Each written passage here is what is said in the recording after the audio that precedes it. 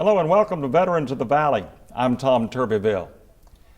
There is a common thread among veterans that runs particularly through those that we call the greatest generation. Following their brave service to our country came a long career of labor, supporting their families, earning their retirement. Well, for 25 years, Brian's Raymond Schultz was a plumber at Texas A&M until his retirement in 1985. But today we salute those years of his youth, when as a member of the 547th Anti-Aircraft Artillery Automatic Weapon Battalion, he found himself on the final march through Europe, attached to and following behind General George S. Patton. Yes, whether it was the movies or the old newsreels, we all are familiar with Patton's blood and guts speeches to his troops as he led the Third Army in that final push. Well, Sergeant Raymond Schultz was there, listening. It's just one of his memories of his nearly 4 years of service in the United States Army. And it's a pleasure to have him today. Sergeant Schultz, welcome. And let's just go from the very start. You're a young man out of Brenham, Texas, and all of a sudden you're in the Army now and you find yourself in California. That's where you did your training. You were stateside for about two and a half years. Talk about what you did in California first. Well, I went over there, and when I got there, for about a month or two, they made me corporal. Mm-hmm. Then about another month later, they made me sergeant. And I was a sergeant, drill sergeant, you know. And I had to drill the guys for infantry drill and bayonet practice and all that we had to go. And then we had to go out to the firing range and fire our guns out there. Right. And tow targets, that towed them targets, and we had to go out there and shoot at them all the time. So we was out there in the hot heat. Yes, sir. It wasn't but about 120 degrees. We're a little bit used to that here. These were pretty raw recruits, though, right? I mean, these were raw guys that didn't know a whole lot about what you were teaching them. So Oh, yeah. you had to teach them a lot, right? Oh, yeah. They come from the eastern states, you know. Mm-hmm. And when I got through training them, well, we got on a train in California over there, Right. and went all the way straight across the United States to New York. And that's where you We got on the ship. headed to Europe. Talk Yeah. a little bit about the ship. Later on, we're going to see a picture of the boat, but that's kind of an interesting story. I think it was an ocean liner that had been turned into a transport vessel for the troops. Talk about the ship that you went over across on. Well, when we went across from New York to England, Mm-hmm. well, it took us 6 days and 6 nights. Right. Got on it, and all at once we got about halfway across. Then we had an order came out that the Germans sunk the British Mauritania, Right. and what happened? It was a tanker that they sunk, and we wasn't bothered with it. You weren't, because the ship that you were on was actually the RMS Mauritania, and this was Yeah. a ship that it was an English vessel, right? It had been Yeah. built by the English. Yeah, they built it. The English built that ship, Right. and then in the year 1967, they demolished it. Uh-huh. That was the end of the ship. But it was a cruise vessel, I believe, before it Yeah. served in the war. Then it served in the war by transporting troops, and then it went back Yeah. to being a cruise vessel. Yeah, I think we had 14,000 aboard that ship when I was on it. Indeed. So you land in London, Yeah. and you're a member of the 347th Battalion, and you find yourself attached, I believe, to the Third Army and General Patton's Army. Talk about that experience and your memories of George S. Patton. Yeah, and we were attached to General Patton, and we went into France and then into Germany, and then we hit Metz, Germany, and General Patton was running low on fuel, and he said, "One of them guys are coming with that fuel." He said, "I'm about to run out," and he finally stopped and got out on top of that ship, on top of the tank, and he was looking around, and here they all come with that fuel. And when they did come, boy, he really got on them, I tell you. He said, y'all all going to run me out of fuel all the way out. So he said, I don't want to be run out of fuel no more. And so they kept on going, and that's when we followed him all the way across Europe. I'm trying to, since we talked the other day, I've been trying to picture this, the perception that we have of George Patton. There was, of course, the famous movie that was made, Patton, with George C. Scott. We've all seen newsreels and things like that. What's the perception that we have of Patton, and what kind of a guy was he? He's perceived as a pretty rough commander. Oh, he was rough, but he was good, because whenever he said something he wanted done, he got it done. Right.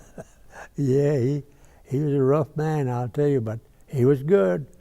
He did everything he said. Well, he got it done. So your battalion was following.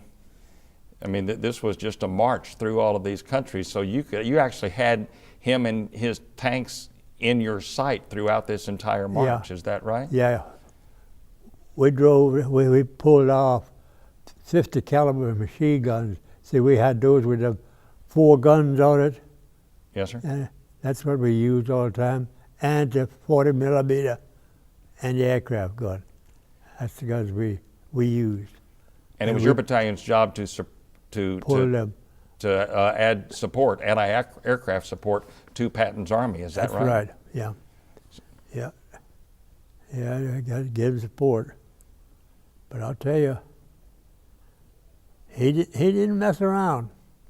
Because every time he go quite a ways, well, then he'd stop, crawl back out of that 3rd tank. Right. And he'd stand there and look around, and all in one seat was like, let's go. If y'all got the blood, I got the guts. You remember him standing on that tank and yelling that? Oh, yeah, he said all the time. I talked to him, I don't know how many times I talked to him over there. You personally talked to him? Yeah, he was friendly, but he got mad at some of them over there. What did y'all talk about? I mean, when you talked to him personally, what kind of things did you talk about? Can you recall?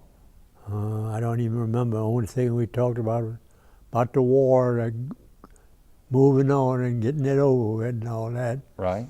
Yeah.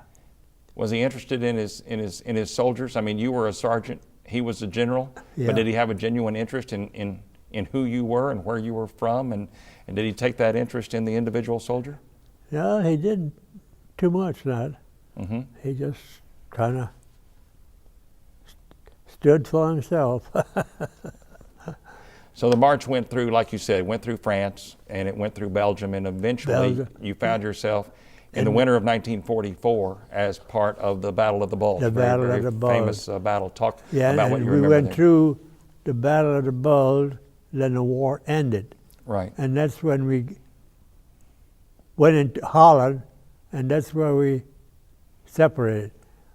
And when we were out coming into the Battle of the Bulge down there, all them young Germans gave up to us. They come out of the woods with them handkerchiefs in their hands and a wave, and then we was bringing them in. We put them in a truck and took it to the prison camp, and when after the war was over, turned them all loose again. Yeah. What kind of soldiers were the Germans that were surrendering to you? I mean, they knew that they were beat, and Oh yeah. so talk a little bit more they were about young. that. Mm-hmm. They were young ones, and a lot of them. I talked to them, and they said we never even had no guns ever. Never used no guns, and they was fighting the war. Yeah, I'm telling you, we had it with them, but we took a lot of them to the prison camp, and some of them we marched over there. Is that right? Got it all lined up, and we walked over there way over and come back again, and it was real good. The Battle of the Bulge, I think a lot of what history books tell us was about the weather. Yeah. About the Battle of the Bulge. It was in the so, winter of '44, and it was probably about as cold as you've ever been, right? That's right.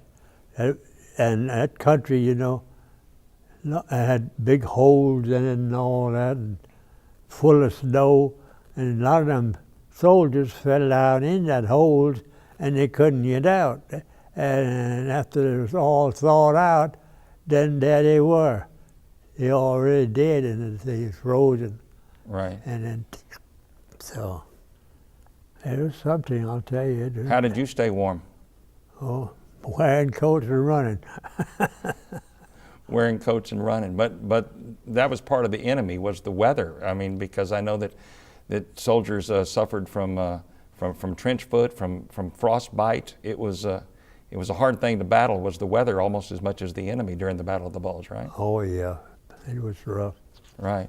Yeah, it was rough, I'll tell you. I know that I believe that it was there at the Battle of the Bulge that you earned one of your decorations. I know you earned a medal for fighting in Europe. Yeah.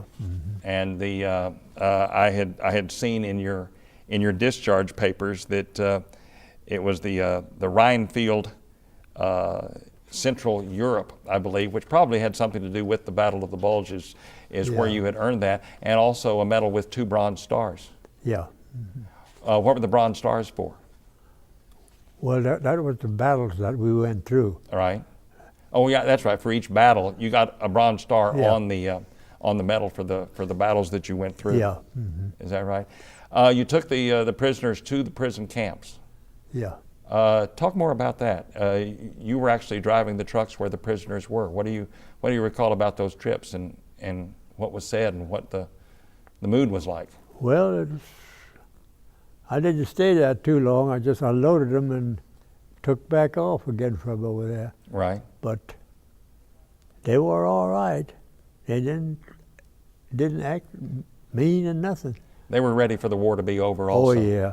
Yeah, them young boys wanted to get out of that deal that he was in.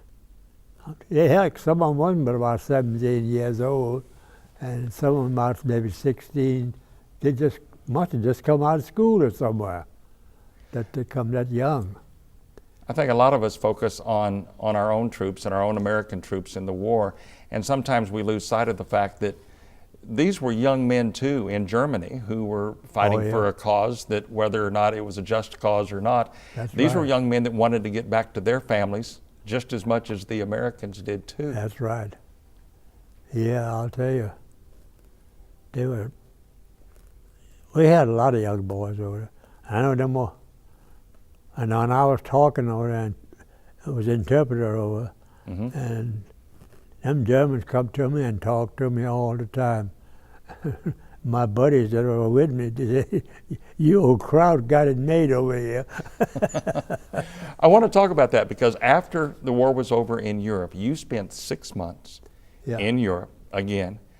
And talk about your job. You were an interpreter because you were an American soldier who knew German. First off, let's talk about that. How did you learn German? That came as a youth living in the Brenham area, right? I talked to my mother all the time in German. Her name was Lecky, and her kinfolks and all them, they were from Germany. Right. Lecky. And well, I was interpreter over there, and them old Germans was real good to me. After the war was over, they give you anything you want.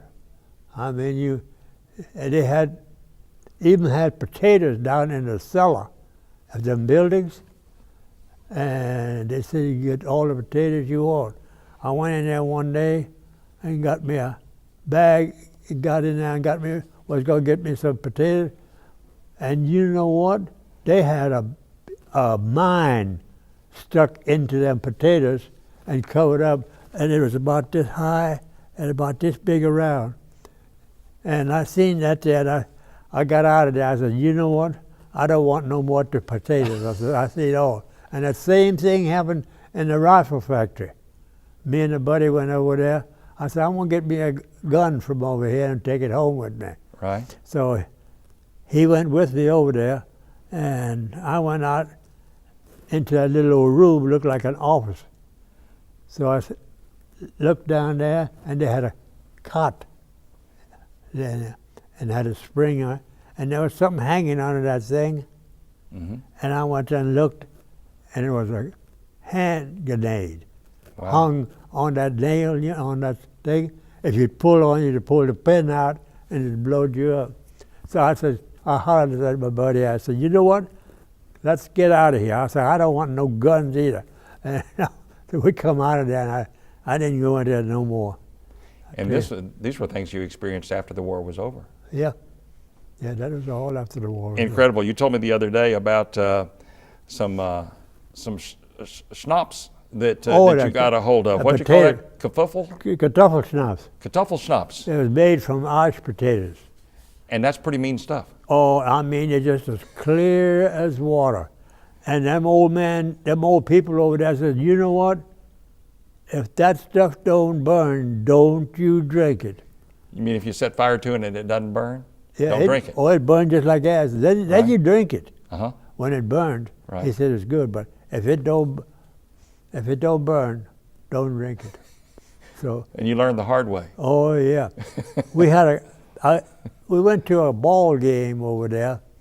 Some of them Germans were playing ball out there, and me and my buddy went over there, and he took him a bottle along, and I'm telling you, he laid a nutmeg back. he was dizzy from that stuff. I tell you, I drank a little bit of it, but I don't know much of it. So you spent 6 months after the war. Yeah. You talked about traveling around in a black car, in the back seat of a black car for 6 months, traveling around Germany, and it was your job to interpret. I had a Spanish guy that was driving the car for me, and the guy that was in charge, he was an officer, and he didn't know one word in German, so I had to go with him all the time and talk for him. And that's why that old German said, I don't see how you learned to speak German so good in America. I said, well, I went to school over here in Peterborough, Germany, but I didn't. You were just fooling them there, Oh, right? yeah. You had actually learned it all in Central Texas. I guess that was kind of hard for them to believe. Oh, yeah. Yeah. Well, when I came back out of service, I took a course of German at Blinn College. Is that right? Yeah, old guy named Professor Schmidt. Uh-huh. He was the teacher. And I made a B+. Congratulations. And he said the next semester will be the verbs and adverbs. Ich bin, du bist, und ist. I said, oh, heck, forget about it. We want to go now, I think, if we're ready. You've supplied us with some photographs from your vast album of World War II and some pictures of you back in the mid-40s. And I think when we have time, we're going to go through them. And there we go. You can look right over there on that monitor there, Mr. Schultz, and look at the pictures and tell us a little bit about it. That's you, I believe, that we're looking at on the right. Yeah, and that's me, and the other one, they call him Booger Red.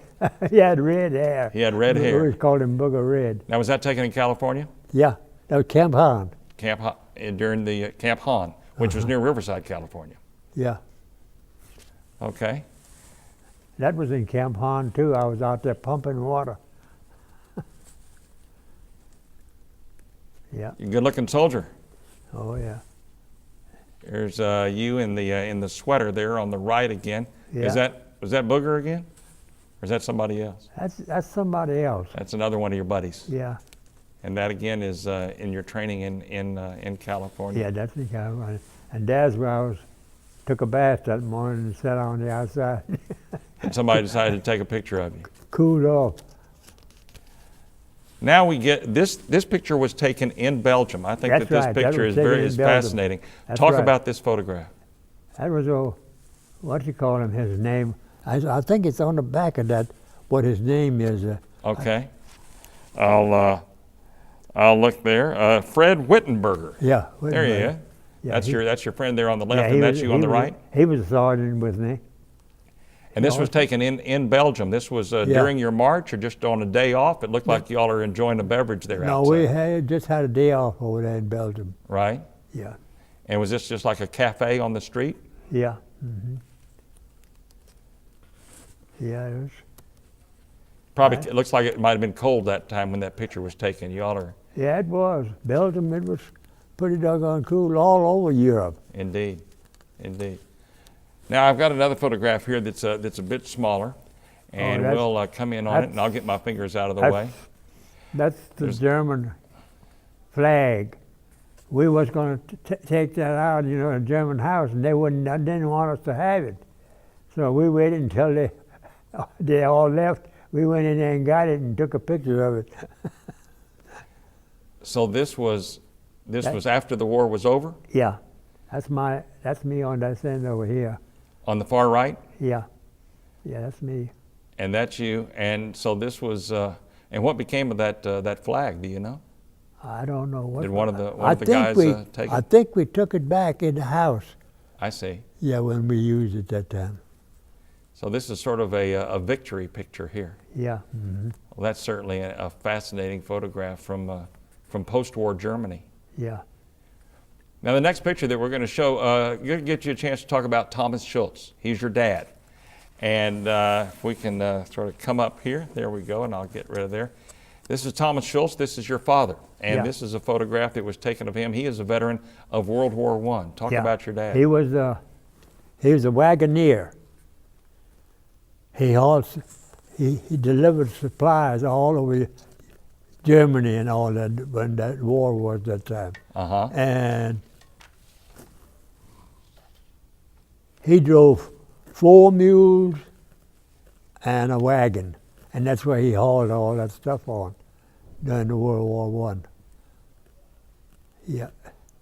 Thomas Schultz. Yeah. Thomas, Thomas, Thomas Schultz. Now, how old were you when he passed away? Do you recall? He was in the 70s when he passed away. Right. That's where, he was in the 70s. Okay. I've got one more photograph that I want to show. It's a little bit larger photograph. We talked about the vessel that you came over on from New York to London. And here's a sketch that you have. This picture hangs in your home. Yeah. And there was as a nurse that went over to Germany, went on that same ship I did, and I didn't know it. And now she belongs to the VFW over here, and she was always talking about that British Martini. I said, well, that's the ship I was on. She said, I was too. She was a nurse, over in Germany during the war. On the same ship? Same ship. And then one guy said, where did you ride on that thing? I said, right in the front on that tip. That's where I was sitting. And that lady is now with the VFW here in Bryan College Station. Yeah, she's a member over there. Yeah, we talked together. Small world, on, even in the war. And right? she's the one got me that picture. Is that right? Yeah. Yeah, she's the one got me that picture. She said, I'm going to get you a picture of that ship. She said, I got one. I took it. I said, well, I never did take one, so she got me one. And that's something that you're very proud of. Oh, yeah. Yeah, I took it home and put it in a frame and hung it on the wall. Every time I walk in that room while I look at my ship. You were in the service for just under 4 years, and then you came back to the United States, and you were a plumber. You were a plumber in Brenham and also at Bryan Field at the Air Force Base, but then they closed that down, and you went to work at Texas A&M. Yeah. Talk about your career after the service. Well, I came home and I did plumbing work over there for Haveron Plumbing Company. Mm-hmm. And then I worked for another guy, and then I came over here to Bryan Field. There's 4 of us drove back and forth every day from Brenham to here. And that was from 52 to 58.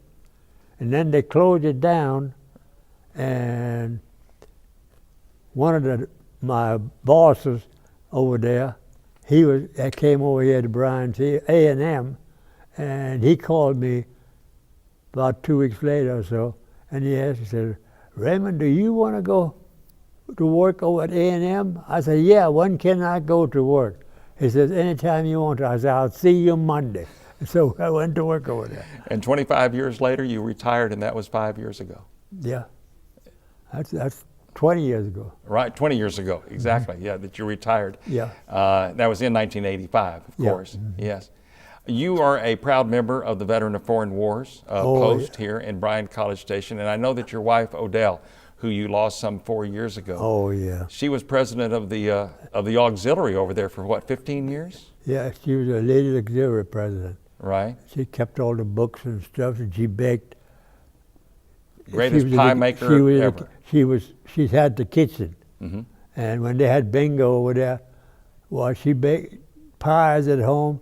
Sometimes 8 and 10 big pies, and we'd take them along over there and put them in the kitchen. Uh-huh. And then people got so used to them big pies. There was chocolate pies, coconut pies, lemon pies. Every kind of pie. Yeah, all kind. And Sergeant Schultz? right now they're still talking about it. Says, we sure miss your wife. We baked us all them pies and stuff over here. I bet they do. We're out of time. Thank you for your service, Okay, Sergeant thank you. Schultz. Born and raised in Brenham, 85 years ago, Raymond Schultz returned there in time for Christmas of 1945, started his plumbing career, and making new memories with his wife Odell and their family. And like most veterans, his memory of his service hardly fades at all. It was a proud time, and we remain proud of all of them. We salute Sergeant Raymond Schultz for his service and all veterans. Please thank a veteran today, and thanks to our underwriter, First National Bank. I'm Tom Turbiville. See you next time on Veterans of the Valley.